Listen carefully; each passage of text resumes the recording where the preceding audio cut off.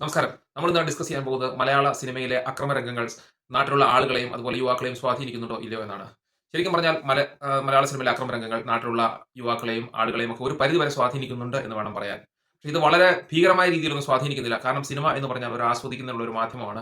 അത് കാണുന്നു, ആസ്വദിക്കുന്നു, അതിനുശേഷം മറന്നു പോകുന്നു അങ്ങനെയുള്ളതാണ്. പക്ഷേ എന്നാൽ ഇത് അക്രമം ചെയ്യാൻ പോകുന്ന ഒരാളെ സംബന്ധിച്ചിടത്തോളം അവൻ കണ്ട ഈ കാര്യങ്ങളൊക്കെ ഒരുപക്ഷേ അവനെ സ്വാധീനിക്കുന്നുണ്ട് എന്ന് വേണം പറയാൻ.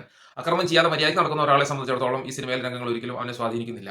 എന്നാൽ ഒരു അക്രമകാരിക്ക് അവൻ ചെയ്യുന്നതിന് ഈ വളരെ ബ്രില്യന്റ് ആയിട്ട് കാര്യങ്ങൾ ആണെന്ന് വിചാരിച്ച് അവൻ ഇത് ഉപയോഗിക്കുകയും അവൻ സൂപ്പറായി പോലീസിന്റെ കയ്യിൽ അകപ്പെടുകയും ചെയ്യും. കാരണം പോലീസുകാർക്കും ഈ സിനിമകളെല്ലാം കണ്ടിട്ടാണ് അവർക്കെല്ലാം ഇതിന്റെ കാര്യങ്ങളെല്ലാം അറിയാവുന്നതാണ്. അതുകൊണ്ട് ഇത് അവർ പെട്ടെന്ന് പിടിക്കപ്പെടുമെന്നുള്ള കാര്യം ഉറപ്പാണ്. പക്ഷേ എന്നാൽ ഇതിലുള്ള ചില രംഗങ്ങൾ ഇവർക്ക് സ്വാധീനിക്കപ്പെടുകയും അവരതുപോലെ ചെയ്യുകയും ചെയ്യുന്നുണ്ട്. അതുപോലെയാണ് അഫാൻ എന്ന് പറയുന്ന ഒരു പയ്യൻ അവന്റെ വീട്ടിലുള്ളവരും സ്വന്തക്കാരെയെല്ലാം ചിറ്റികയ്ക്ക് അടിച്ച് കൊല്ലുകയും മറ്റുമൊക്കെ ചെയ്തത്. അത് മാർക്കോ എന്ന് പറയുന്ന സിനിമ ലുള്ള സ്വാധീനം കൊണ്ടാണ്. ഈ മാർക്കോ എന്ന് പറയുന്ന സിനിമ ഇങ്ങനെ വരാനുള്ള ഒരു പ്രധാന കാരണം ആ, അത് അവരുടെ പരസ്യത്തിൽ കൊണ്ടാണ് സിനിമ വിജയിക്കാനുള്ള കാരണം. ഇത് ഏറ്റവും വയലന്റ് മൂവി എന്ന് പറഞ്ഞ് പബ്ലിസിറ്റി കൊടുത്തു. അതിനുശേഷം പിന്നീട് അവർ ചെയ്ത മാർക്കറ്റിംഗ് സ്ട്രാറ്റജി എന്ന് പറഞ്ഞു കഴിഞ്ഞിട്ടുണ്ടെങ്കിൽ 1,00,00,000 രൂപയുടെ ടിക്കറ്റ് അതിന്റെ പ്രൊഡ്യൂസർ എടുത്തു എന്നാണ് പറയുന്നത്. അങ്ങനെ ആദ്യത്തെ ദിവസങ്ങളെല്ലാം ഹൗസ്ഫുൾ ആണെന്ന് ആളുകൾക്ക് തോന്നുകയും അങ്ങനെ കുറെ ആളുകൾ കയറി സിനിമ കാണുകയൊക്കെ ചെയ്തു. പക്ഷേ ഇത് ആത്യന്തികമായിട്ട് വലിയൊരു വിജയമാണോ എന്നൊന്നും നമുക്കറിയില്ല. അതിന്റെ കളക്ഷൻ റിപ്പോർട്ടുകളും കാര്യങ്ങളൊക്കെ വന്നെങ്കിലേ അറിയുള്ളൂ. എങ്കിലും ലാഭകരമാണെന്നാണ് പറയപ്പെടുന്നത്. ഇത് ഏറ്റവും ബ്രൂട്ടൽ ആയിട്ടുള്ള ഒരു സിനിമ എന്നാണ് പറയപ്പെടുന്നത്. പക്ഷേ തിയേറ്ററിൽ നിന്ന് ഒരിക്കലും അധികം ലാഭം കിട്ടാൻ സാധ്യതയില്ല. കാരണം കുടുംബങ്ങളും കുട്ടികളും ഒന്നും ഈ സിനിമയ്ക്ക് പോകാൻ യാതൊരു സാധ്യതയില്ല. ഞാൻ ആ സിനിമ ഒറ്റിറ്റി കണ്ടാണ്. പക്ഷേ എനിക്ക് കണ്ടിട്ട് എന്തോ പോലെ തോന്നിയ ഒരു സിനിമയാണ്. അത് കുട്ടികൾക്കൊന്നും കാണാൻ കൊള്ളാത്ത സിനിമയാണ്. ഒരു കാരണവശാലും വെച്ച് കൊടുക്കരുത്.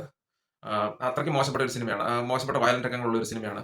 പിന്നെ അത് കണ്ടു കഴിയുമ്പോൾ തന്നെ നമുക്ക് തോന്നും ഇതെന്തോ എന്താ കാണിച്ചിരിക്കുന്നത്. പിന്നെ നമുക്കിത് പറയാൻ പറ്റില്ല. കാരണം സമൂഹത്തിൽ ഇങ്ങനെയുള്ള ആളുകളുണ്ട്. കലാബോധം ഇല്ലാത്തവർ ഇങ്ങനെയുള്ള സിനിമകളൊക്കെ നിർമ്മിക്കും. നമ്മളത് കണ്ടേ പറ്റത്തുള്ളൂ. കാണാം എന്നുള്ള ഒരു രീതിയിലാണ്.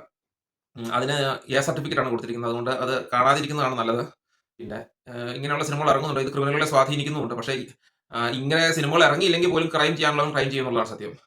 കാരണം ഇപ്പൊ ഗ്രീഷ്മ എന്ന് പറയുന്ന ഒരാൾ കഷായത്തിൽ വിഷം കൊടുത്തു തന്നു. അവര് ഇന്റർനെറ്റിൽ കൂടെ സെർച്ച് ചെയ്തും ചെയ്തൊക്കെയാണ് പല രീതിയിലുള്ള മനസ്സിലാക്കിയാണ് അവർ ക്രൈം ചെയ്തത്. ഗ്രീഷ്മ ക്രൈം ചെയ്തെന്ന് വെച്ചാൽ നമുക്ക് ഒരിക്കലും ഇന്റർനെറ്റ് നിരോധിക്കാൻ പറ്റത്തില്ല. അതുപോലെ തന്നെ ഒരു മാധ്യമമാണ് സിനിമയും. സിനിമ വ്യവസായം ആസ്വദിക്കുന്നതിന് വേണ്ടിയുള്ളതാണ്. പക്ഷെ അത് ചെയ്യുന്ന നിർമ്മാതാക്കൾക്ക് കഴിവില്ലെങ്കിൽ അവർ ഇത്തരമുള്ള വർഗാരിറ്റിയും സെക്ഷുവാലിറ്റിയും ഒക്കെ കാണിച്ച് സിനിമകൾ ചെയ്യും. അത് നമുക്കൊന്നും പറയാൻ പറ്റത്തില്ല. അതിന് അവർ യു സർട്ടിഫിക്കറ്റ്, എ സർട്ടിഫിക്കറ്റ് അങ്ങനെ കൊടുത്ത് അതിനെ വേർതിരിച്ച് വെക്കാൻ മാത്രമേ പറ്റത്തുള്ളൂ. അത് കുട്ടികളെ കാണിക്കാതിരിക്കുക. പിന്നെ ഇത് സ്വാധീനിക്കും എന്ന് പറഞ്ഞാൽ ക്രിമിനലുകളെ തീർച്ചയായിട്ടും സ്വാധീനിക്കും. കാരണം വാൾ കൊണ്ട് കേക്ക് മുറിക്കുന്നു.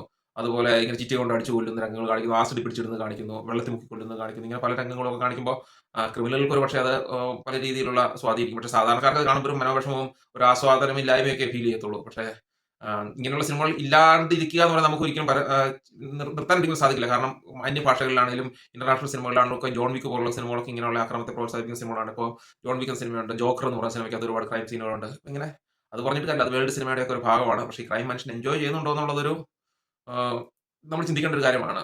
മറ്റൊന്നുമില്ല, ഒരു സിനിമ കാണുക എന്നുള്ള സമയത്ത് പോയിരിക്കുമ്പോൾ ചിലപ്പോൾ ഈ ക്രൈം സീനുകൾ നമ്മൾ കണ്ടിരിക്കും എന്നുള്ളതല്ലാതെ അതൊരിക്കലും ആസ്വദിക്കുന്നു എന്ന് എനിക്ക് പറയാൻ പറ്റില്ല. ഒരിക്കലും ക്രൈം സീൻ കണ്ട് ഞാൻ ഭയങ്കരമായിട്ട് ആസ്വദിച്ചു എന്ന് പറയാൻ പറ്റില്ല. അങ്ങനെ ആസ്വദിക്കുന്നുണ്ടെങ്കിൽ അത് എന്തെങ്കിലും ഒരു പ്രത്യേക മനോവൈകല്യത്തിന്റെ ഭാഗമായിട്ടൊക്കെയാണ്. പക്ഷേ ആ സിനിമ വിജയിക്കാൻ അതിന്റെ പബ്ലിസിറ്റിയാണ് മെയിൻ കാരണമായിട്ടുള്ളത്. മാർക്കോ എന്ന് പറയുന്ന സിനിമയുടെ വിജയിക്കാൻ കാരണം പബ്ലിസിറ്റിയും അതുപോലെ അതിന്റെ മാർക്കറ്റിംഗ് സ്ട്രാറ്റജികളൊക്കെയാണ് കാരണം. അല്ലാതെ അത് അതിന്റെ ആസ്വാദന പരിധിയൊന്നുമല്ല.